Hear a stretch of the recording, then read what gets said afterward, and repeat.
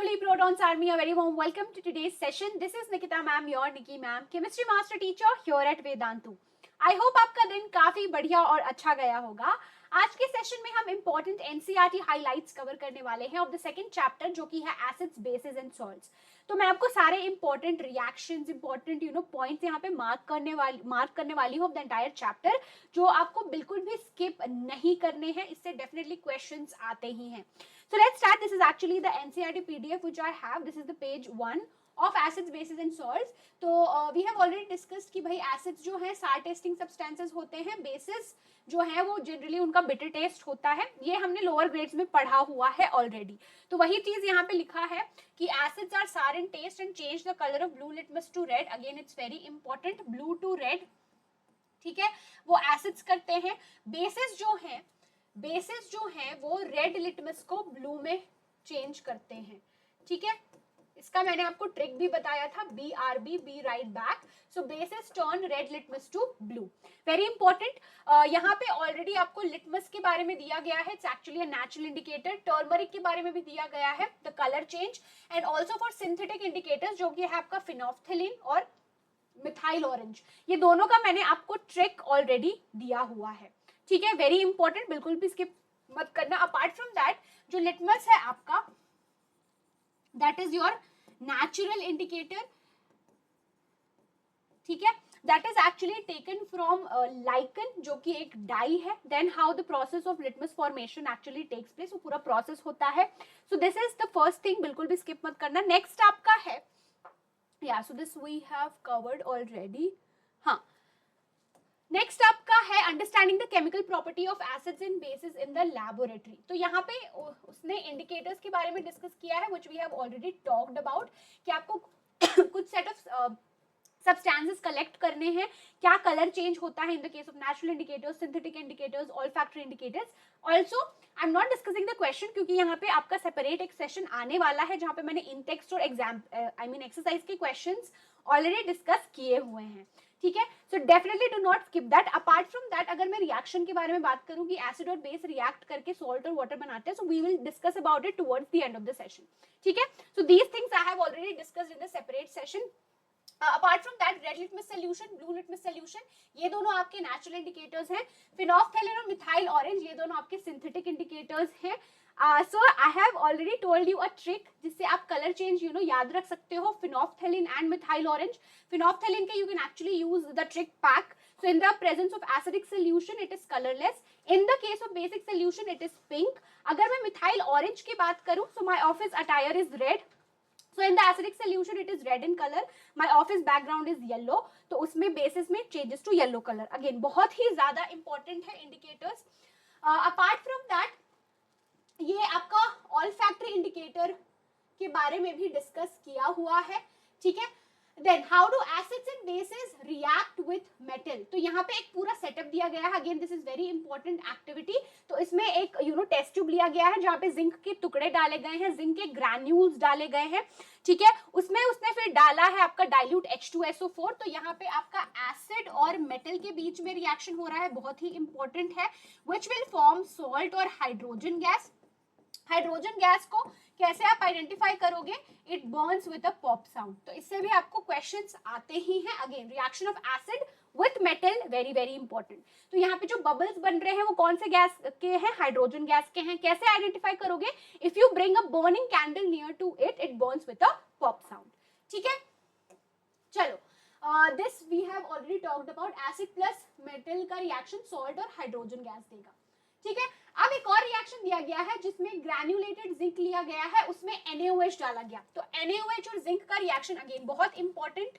ठीक है, तो ये भी सॉल्ट बना रहा है. यहाँ पे सोडियम जिंकेट और हाइड्रोजन गैस यहाँ पे बन रहा है. ये आपका रिएक्शन है. नेक्स्ट रिएक्शन है आपका हाउ डू मेटल कार्बोनेट्स और metal bicarbonate react with acid. तो जब भी मेटल कार्बोनेट और मेटल बाइकार्बोनेट का रिएक्शन होता है वो सॉल्ट, वाटर और कार्बन डाइऑक्साइड गैस बनाता है. ठीक है, अब carbon dioxide gas is actually the reason for the formation of effervescence. Effervescence क्या होता है? Formation of bubbles. ऑल्सो जो कार्बन डाइऑक्साइड है, it's not a supporter of combustion, it is used as a fire extinguisher. वो भी उसका identification है. Also it turns lime water milky.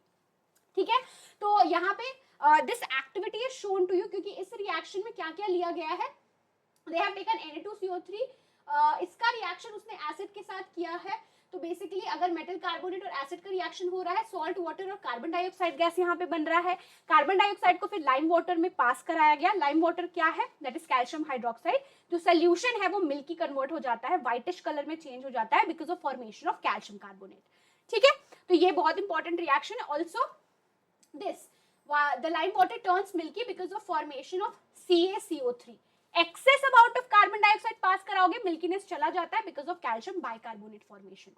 ठीक है, चलो this we have discussed already. अभी बहुत इंपॉर्टेंट है ये, एक्सेस अमाउंट ऑफ जब CO2 पास होता है तो क्या होता है। Again this is important reaction. Metal carbonate या मेटल बाइकार्बोनेट का रिएक्शन एसिड के साथ होगा, सॉल्ट वाटर और carbon dioxide gas. How do acids and bases react with each other, तो ये आपका होता है न्यूट्रलाइजेशन रिएक्शन। एसिड और बेस का रिएक्शन जब होता है तो वो सॉल्ट और वाटर बनाता है। Now it can be acidic salt, basic salt या neutral salt. This we have discussed. ये बहुत important है, skip मत करना. Then reaction of metallic oxides with acid. तो अगर मैं बात करूं metallic oxide का reaction with acid के साथ, तो चाहे मैं metallic oxide बोलूं या metallic hydroxide, दोनों का reaction जब मैं कराऊंगी एसिड के साथ, first of all metallic oxides या मेटेलिक हाइड्रोक्साइड्स बेसिक होते हैं। एसिड के साथ रिएक्शन कराओगे, सिंपल एसिड बेस रिएक्शन होगा, सॉल्ट और वाटर बनाएगा। तो यहाँ पे एक रिएक्शन है, कॉपर ऑक्साइड लिया है आपने, उसमें HCl डाला है, तो आपको कलर चेंज बताना है। तो कलर जो है ब्लू ग्रीन में चला जाता है because of the copper oxide which dissolves. और यहाँ पे क्या फॉर्म हो रहा है, CuCl2, कॉपर 2 क्लोराइड, और इसका कलर है आपका ब्लूइश ग्रीन। ठीक है, तो मेटेलिक ऑक्साइड्स या metallic hydroxides are basic in nature, non metallic oxides होते हैं एसिडिक। उसका रिएक्शन बेस के साथ कराओगे, सॉल्ट और वाटर बनाएगा।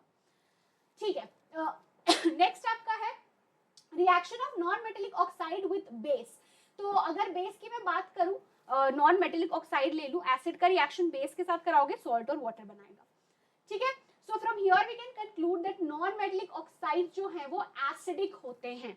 ठीक है, what do acids and bases all of them actually have in common?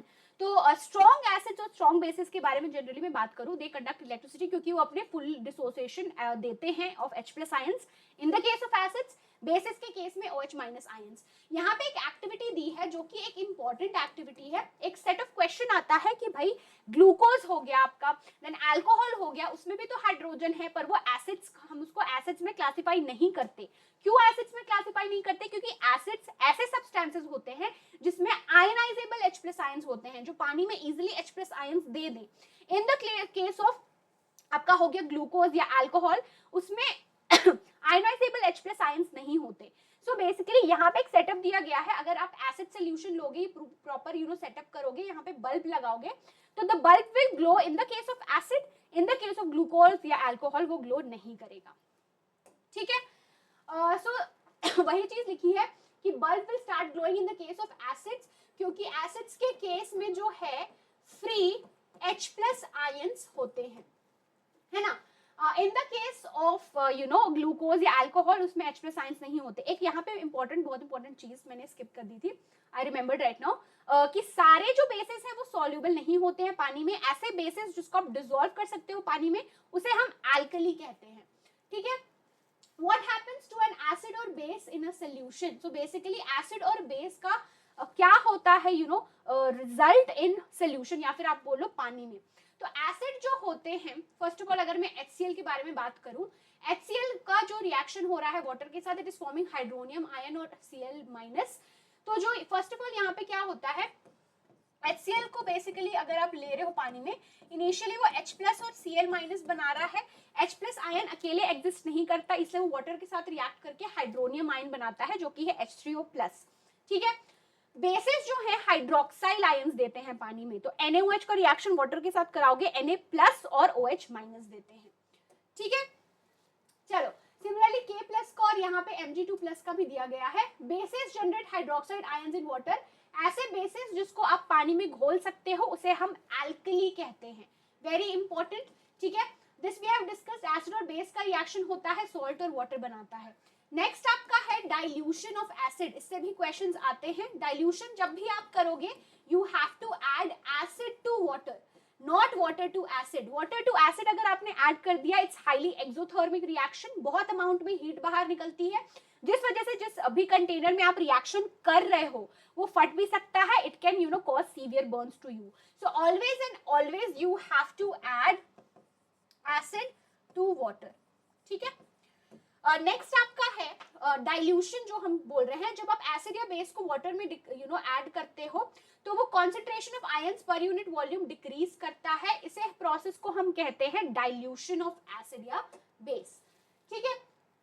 How strong are acid और बेस सोल्यूशन, तो यहाँ पे बहुत ज्यादा इंपॉर्टेंट है पीएच स्केल। एक ऐसा स्केल है जो यू नो स्ट्रेंथ बेसिकली बताता है, हाईली एसिडिक है, हाईली बेसिक है, वीकली एसिडिक है कि क्या। 0 to 14 उसका रेंज है, 0 to 6 है एग्जैक्टली तो वो आपका एसिडिक होगा, 7 है तो न्यूट्रल, 8 to 14 है तो वो बेसिक होगा, ठीक है। अब ऑब्वियसली लेफ्ट हैंड साइड में अगर आप जाओगे तो एसिडिक नेचर बढ़ रहा है, इस साइड में आपका बेसिक नेचर बढ़ेगा। एसिड्स है मतलब कि H+ आयन कॉन्सेंट्रेशन ज्यादा होगा, बेस है मतलब OH- आयन कॉन्सेंट्रेशन ज्यादा होगा, बहुत ही ज्यादा इंपॉर्टेंट है। अगेन यहाँ पे एक चीज, pH of a neutral solution is exactly 7. Values less than 7 on pH scale represents an acidic solution. अगर 7 to 14, अगर मैं बोलूँ approximately 8 to 14 है, तब वो क्या होगा, आपका बेस होगा, ठीक है। So how strong are acid or base? This we have discussed. Again, this is actually the color change. Mostly आपको अगर lower value है, it will be strongly acidic. बहुत important है ये, ठीक है। Okay. Now again, strength जो है आपका acid और base depends on H+ और OH- ion produced. अगर आप हाइड्रोक्लोरिक एसिड ले रहे हो और एसिटिक एसिड ले रहे हो same concentration, so obviously they will actually give different amount of hydrogen ions. जो ज्यादा इसमें H+ आयंस देता है वो स्ट्रांगली एसिडिक होता है, वीकली एसिड्स होता है वो इतना जल्दी H+ आयंस नहीं देता। एप्लीकेशन ऑफ पीएच बहुत इंपॉर्टेंट, बॉडी फंक्शन कैसे करता है। Then if the soil is too acidic तो it's not good for the growth of plants, तब बेसिकली फार्मर्स जो हैं उसमें you know calcium oxide, calcium hydroxide bases add करते हैं ताकि न्यूट्रलाइज हो जाए excess acidity. PH of digestive system, यहाँ पे एक कॉन्सेप्ट मैंने पढ़ाया था एंटासिड्स का। 2-3 के बहुत बहुत इंपॉर्टेंट है, इसमें से आपको क्वेश्चंस आते हैं 2-3 के, when it starts when the pH goes lower than 5.5, और जो टूथ एनिमल है that is made up of calcium hydroxy apatite which is a form of calcium phosphate and also it's the hardest substance known, ठीक है। so bee sting again, it when आपको you know bee काटता है, it is injecting an acid which is formic acid, उसको आप neutralize कर सकते हो बेस से। wasp sting on the other hand, wasp sting आपका होता है बेसिक। wasp भी एक प्रकार का कीड़ा ही होता है, it's an insect, so it is injecting a liquid but it is basic in nature, तब आप उसको neutralize करते हो acid के मदद से। नेक्स्ट ये आपका अगेन दूसरा एक एग्जांपल दिया गया है न्यूट्रलाइजेशन का, about nettle. It has stinging hair which causes painful stings, क्योंकि उसमें जो मिथेनोइक एसिड होता है उसको आप न्यूट्रलाइज कर सकते हो एक्सेस बेस से। उसके बगल में ही डॉग प्लांट होता है जिसकी हेल्प से वो न्यूट्रलाइज हो सकता है, ठीक है। ये आपका एसिड्स कौन कौन से प्रेजेंट होते हैं इसका मैंने ट्रिक भी बताया है आपको उमंग सेशंस में, definitely watch it out. Then more about salts, let's talk about salts. यहाँ पे एक बहुत इंपॉर्टेंट चीज होती है which is pH of salt. Strong acid weak base है, acidic salt होगा, pH will be less than 7. अगर strong acid strong base weak acid weak base है तो neutral salt होगा, pH will be exactly equal to 7. Strong base weak acid है तो basically वो greater than 7 होगा, basic salt होगा। इसमें सबसे पहले आपका है NaCl, है ना। यहाँ पर एक क्वेश्चन आता है, ये वाला पैराग्राफ बहुत ही इंपॉर्टेंट है। So basically sea water contains many salts, जो डिपॉजिट्स होते हैं सॉलिड सॉल्ट के, they are found in several part. ये लार्ज क्रिस्टल्स होते हैं ब्राउन, क्योंकि because of presence of impurities, जिसे हम रॉक सॉल्ट कहते हैं। Beds of rock salt were formed when seas of bygone ages dried up. Rock salt is actually mined also. ये बहुत इंपॉर्टेंट पैराग्राफ है। Apart from that, chlor-alkali process, this we have already discussed. Bleaching powder, calcium oxychloride, तो CaOH whole twice का reaction Cl2 के साथ कराओगे तो यहाँ पे bleaching powder बनाता है। Chlor-alkali process से हमेशा questions आते हैं। And bleaching powder, उसके applications, baking soda, उसके uses, washing soda, baking soda और baking powder में difference क्या होता है? So baking soda आपका simply is NaHCO3. Baking powder is actually a mixture of baking soda. उसमें apart from that, it is having a mild edible acid, जो कि आपका सिट्रिक या टार्टरिक एसिड हो सकता है, ठीक है। Also the reaction preparation of baking soda when you are passing carbon dioxide to ammoniacal brine solution, brine solution is NaCl in water, उस पे अमोनिया आप पास कराओगे, then it will form ammonium chloride NaHCO3, ये भी important reaction है, this also, and the preparation of washing soda which is Na2CO3.10H2O, इससे आपको application based questions भी आते हैं, ठीक है। हाँ, so this uses we have discuss. एक और चीज यहाँ पे आपने देखा होगा Na2CO3.10H2O, तो जब सॉल्ट्स क्रिस्टलाइज होते हैं तो उसमें fix number of water molecules attach हो जाते हैं, जिसे हम वाटर ऑफ क्रिस्टलाइजेशन बोलते हैं। For example it happens in the case of blue vitriol CuSO4.5H2O, green vitriol FeSO4.7H2O, तो ये आपका वाटर ऑफ क्रिस्टलाइजेशन है।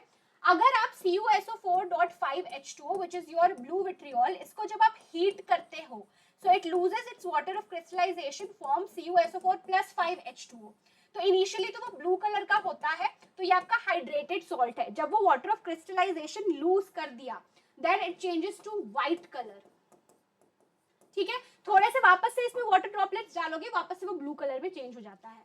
ये आपका टॉपिक बहुत ही इंपॉर्टेंट है, are the crystals of salts really dry, so that has nothing like to do with whether a particular salt is dry or wet, that tells you the total number of water molecules which is attached, ठीक है। Next आपका है POP और gypsum, plaster of Paris and gypsum, इससे आपको ऐसे type के questions आते हैं, how many water molecules are attached, right the reaction for the conversion of gypsum from plaster of Paris, ठीक है।